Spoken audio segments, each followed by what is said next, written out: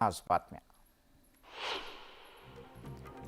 मनोज जरांगे पाटील यांच्या सहकार्याच्या वाहनाची अज्ञात व्यक्तींकडून तोडफोड करण्यात आली. जरांगे यांचे समर्थक गंगाधर काळकुटे पाटील यांच्या गाडीवर मनोज जरांगे यांचे फोटो होते. रात्रीच्या वेळेला जरांगे यांना भेटल्यानंतर वडीगोद्री फाटा इथे एका पेट्रोल पंपासमोर गाडी लावली असता अज्ञातांनी त्याची काच फोडली. या प्रकरणी गोंदी पोलीस स्थानकात गुन्हा दाखल करण्यात आला. गाडीवर हल्ला करून आंदोलन चिरडण्याचा प्रयत्न सुरू असल्याचा आरोप मराठा आंदोलक गंगाधर काळकुटे पाटील यांनी केला आहे. मात्र मराठे अशा भ्याड हल्ल्यांना घाबरत नाहीत. समाजाला न्याय मिळेपर्यंत लढा सुरूच राहील असा इशाराही त्यांनी दिला आहे. मनोज जरांगे पाटील यांनी पुन्हा एकदा मराठा बांधवांना आंदोलनाचं आवाहन केलंय. शनिवारपासून शांततेच्या मार्गाने आंदोलन सुरू करा असं आवाहन त्यांनी केलंय. आंदोलनात कुठलाही गोंधळ घालू देऊ नका, रेकॉर्डिंग करा असंही ते म्हणाले. भुजबळ म्हणजे ओबीसी समाजाला लागलेला डाग असल्याचा घणाघातही जरांगे यांनी केला. ओबीसी समाजाचं आरक्षण अबाधित ठेवून मराठा समाजाला आरक्षण देण्यात आलंय, त्यामुळे सामान्य जनतेला त्रास होईल असं आंदोलन कोणीही करू नये असं आवाहन उपमुख्यमंत्री देवेंद्र फडणवीस यांनी दिलंय. जालना जिल्ह्याच्या टकले पोखरी इथे भाजपचे आमदार बबनराव लोणीकर यांची गाडी मराठा आंदोलकांनी अडवली. गावातील विविध विकास कामांचं भूमिपूजन करण्यासाठी जात असताना ताफा अडवून एक मराठा लाख मराठा अशा प्रकारच्या घोषणा देण्यात आल्या. आरक्षणावर आपली भूमिका स्पष्ट करा, अन्यथा आमच्या गावातून जाऊ नका असं म्हणत लोणीकर यांचा ताफा अडवण्यात आला.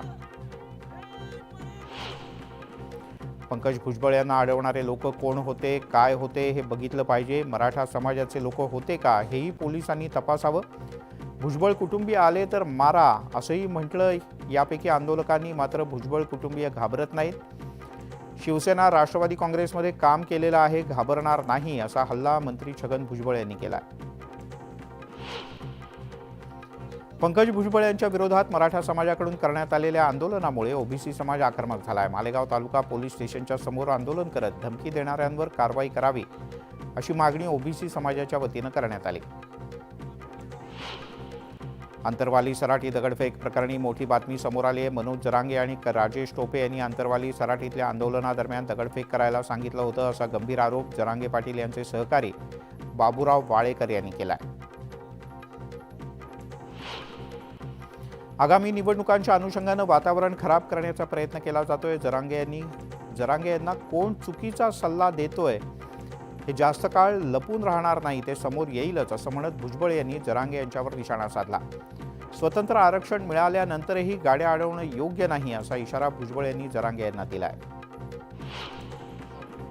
जरांगे पाटील यांनी त्यांच्या आंदोलनाच्या भूमिकेपासून मागे हटावं. सरकारनं जरांगे यांच्या सगळ्या मागण्या मान्य केल्या, त्यामुळे लोकांना वेठीस धरणं चुकीचं आहे. त्यांनी रास्ता रोको करू नये अशी आग्रहाची विनंती मंत्री शंभूराज देसाई यांनी केली.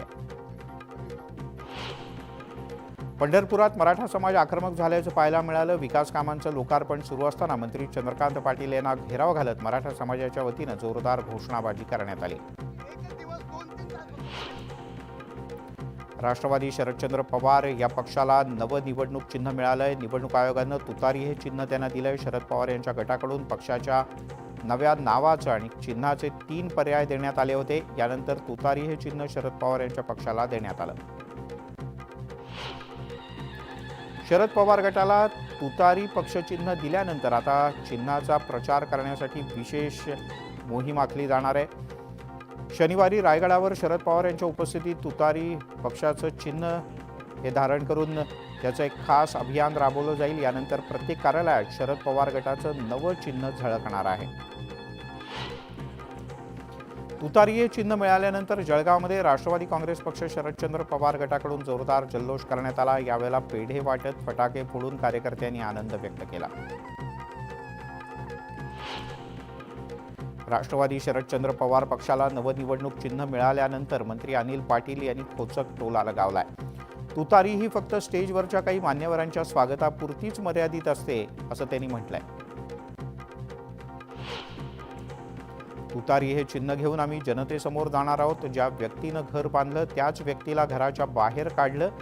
ही बाब सर्वसामान्य माणसाला पटलेली नाही, त्यामुळे येणाऱ्या काळात आम्ही जिंकू असा विश्वास आमदार रोहित पवार यांनी व्यक्त केला. बारामती राष्ट्रवादी भवनातून शरद पवार गटानं त्यांचं सामान हलवलंय. पक्ष आणि चिन्ह अजित पवार गटाकडे गेल्यानंतर शरद पवार गटाच्या कार्यकर्त्यांनी त्यांचं सामान हलवलं. आमचं दैवत इथे नसल्यानं आम्ही या कार्यालयात येणार नाही असं वक्तव्य शरद पवार गटाच्या कार्यकर्त्यांनी केलंय. संभाजीनगरमध्ये पार पडलेल्या राज्यव्यापी संविधान गौरव मेळाव्यातून अजित पवार यांनी विरोधकांवर निशाणा साधला. लोकसभा निवडणुकीत मुंबई महाराष्ट्रापासून तोडण्याचं काम केलं जात आहे असं म्हणतील आणि महाराष्ट्रात मतं मिळवण्यासाठी काम करतील अशी टिप्पणी त्यांनी केली. येत्या 26-27 तारखेला महाविकास आघाडीची एक महत्त्वाची बैठक मुंबईत होते. या बैठकीत जागा वाटपावर शिक्कामोर्तब होणार आहे असं काँग्रेस प्रदेशाध्यक्ष नाना पटोले म्हणाले. तर या बैठकीत जो निर्णय होईल तो सगळ्यांना मान्य असेल. चर्चा करूनच जागा वाटपाचा प्रश्न सोडवला जाईल असंही पटोले यांनी नमूद केलं. लोकसभेची उमेदवारी मला मिळाली तर अनेकांना आनंद होईल, यात प्रश्नच नाही. महाविकास आघाडीचा अद्याप फॉर्म्युला ठरलेला नाही. हा फॉर्म्युला ठरवण्यात काही अडचण येणार नाही. मला अजून ऑफर आलेली नाही, मात्र येण्याची शक्यता आहे असं विधान कोल्हापूरच्या छत्रपती शाहू महाराज यांनी केलंय. महाविकास आघाडी सरकारकडून जनतेची फसवणूक झाली अशी टीका मध्य प्रदेशचे मंत्री प्रल्हाद पटेल यांनी केली. तर शेतकरी आंदोलनाच्या बद्दल चर्चेतून मार्ग निघू शकतो असं मतही त्यांनी मांडलं. भाजपात प्रवेश घेतल्यानंतर पहिल्यांदाच अशोक चव्हाण नांदेडमध्ये आले होते. बालेकिल्ल्यात त्यांचं जंगी स्वागत करण्यात आलं. ढोल ताशांचा गजर, फटाक्यांची आतषबाजी आणि जेसीबीतून फुलांची उधळण करत अशोक चव्हाण समर्थकांनी त्यांचं जंगी स्वागत केलं.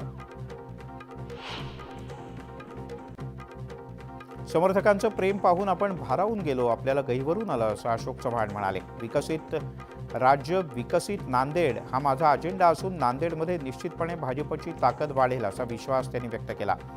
लोकसभेची जागा देखील भाजपात जिंकेल असा दावाही अशोक चव्हाण यांनी केला. बारामतीच्या खासदार सुप्रिया सुळे आणि उपमुख्यमंत्री अजित पवार यांच्या पत्नी सुनेत्रा पवार या दोघी आज बारामतीच्या दौऱ्यावर होत्या. नणंद भावजय एकाच वेळेला बारामतीत विविध राजकीय कार्यक्रमात, उद्घाटनात, अभियानात सक्रिय दिसल्या.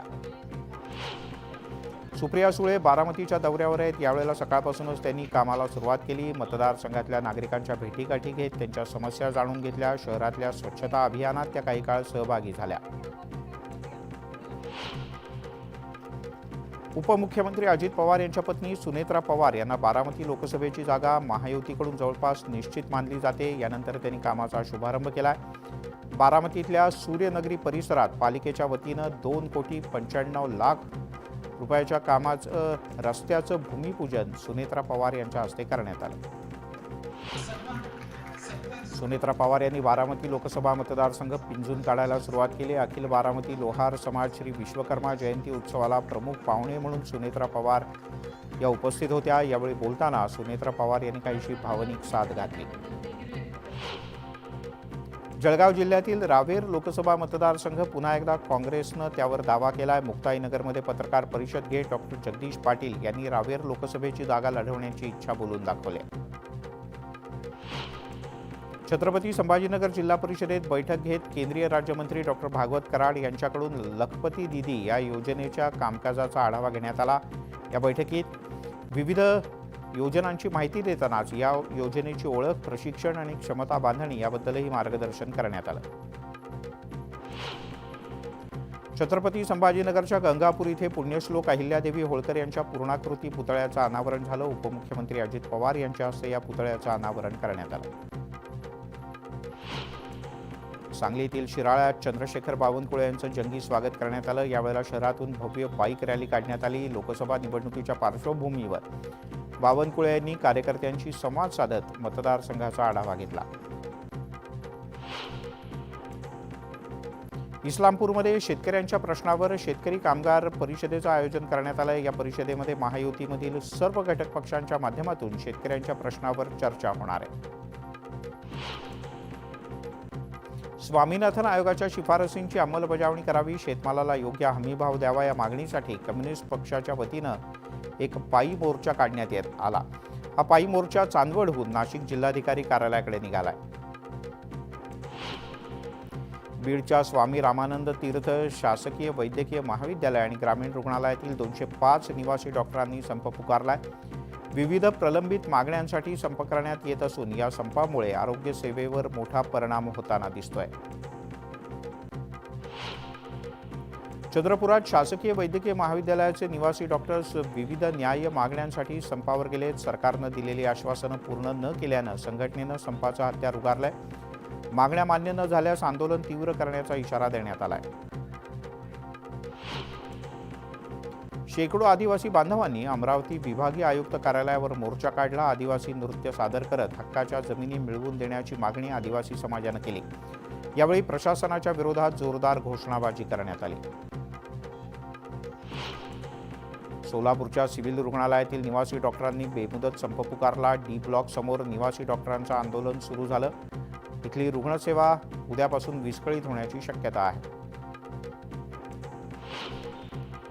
येवल्याच्या शनी पटांगण भागात आलेल्या मुख्य बाजारपेठेत एका सापाला पाहून ग्रामस्थांची चांगलीच तारंबळ उडाली. अतिशय विषारी असलेल्या या सापाला जीव धोक्यात घालून फणा काढून उभं असलेलं पाहिलं. यानंतर एका तरुणीनं धावपळ करत या सापाला पकडण्याचं धारिष्ट्य दाखवलं. या तरुणीचं सर्वत्र कौतुक होत आहे. भंडाऱ्याच्या द कॅफे हॉटेलमधल्या एका वेटरनं किरकोळ वादातून दोघांवर शस्त्रानं हल्ला केला. या हल्ल्यात एकाची प्रकृती चिंताजनक असून जखमीला उपचारासाठी रुग्णालयात दाखल करण्यात आलं. हल्ल्यानंतर वेटर फरार असून पोलीस त्याचा शोध घेत आहेत. नृत्यांगना गौतमी पाटीलनं ओझरच्या विघ्नहर्त्याचं दर्शन घेतलं. गौतमीनं पूजा आणि अभिषेक करत प्रार्थना केली. यावेळेला देवस्थान समितीकडून तिचं स्वागत करण्यात आलं.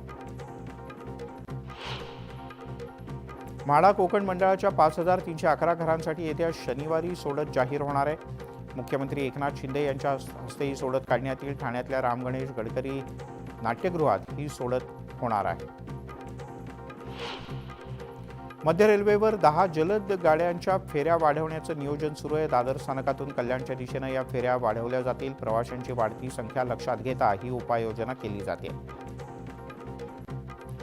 भिवंडी तालुक्याच्या पुंडास ग्रामपंचायतीनं आदिवासी वस्तीतील पाणीपुरवठा बंद केला. या भागातील ग्रामस्थांनी पाणीपट्टीचे पैसे दिलेले नसल्याचं सांगत 35 कुटुंबांचा पाणीपुरवठा बंद करण्यात आलाय.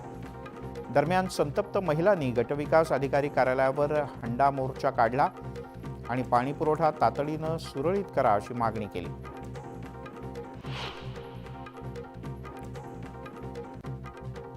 अर्नाळा किल्ला परिसरात जेट्टीचं काम अर्धवट स्थितीत असल्यानं नागरिकांना धोकादायकपणे प्रवास करावा लागतो. त्यामुळे जेट्टीचं काम लवकरात लवकर पूर्ण करण्याची मागणी स्थानिकांनी केली आहे. भाजपचे आमदार टी राजा सिंह यांना पोलिसांनी परवानगी दिली आहे. 25 जानेवारीला मीरा भाईंदर इथे सभा घेण्यासाठी उच्च न्यायालयाकडून ही परवानगी देण्यात आली. 22 जानेवारी रोजी 2 समुदायांमध्ये झालेल्या वादामुळे सुरुवातीला पोलिसांनी परवानगी नाकारली होती. मुंबई विमानतळावर 12 वेगवेगळ्या प्रकरणात एकूण 2,50 लाख रुपयांचं सोनं जप्त करण्यात आलंय.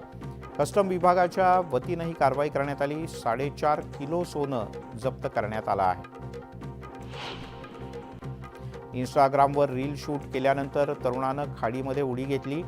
डोंबिवली पश्चिमेकडच्या रेतीबंद रोडवर ही घटना घडली असून अग्निशमन दलाच्या जवानांकडून तरुणाचा शोध सुरू आहे. मुलांमध्ये पोट फाटण्याच्या स्थितीबद्दल अधिक जागरूकता निर्माण करण्यासाठी आणि स्मितहास्य पसरवण्यासाठी क्रिकेट आयकॉन युवराज सिंह आणि हिमालया वेलनेसनं मुस्कान उपक्रमाची घोषणा केली. या उपक्रमाच्या अंतर्गत स्माइल ट्रेन इंडिया या भागीदारीत सहभागी होते. 500 जिल्ह्यांमध्ये 1800 पेक्षा जास्त मोफत शस्त्रक्रिया केल्या जाणार आहेत. आणि एक ब्रेकिंग न्यूज आती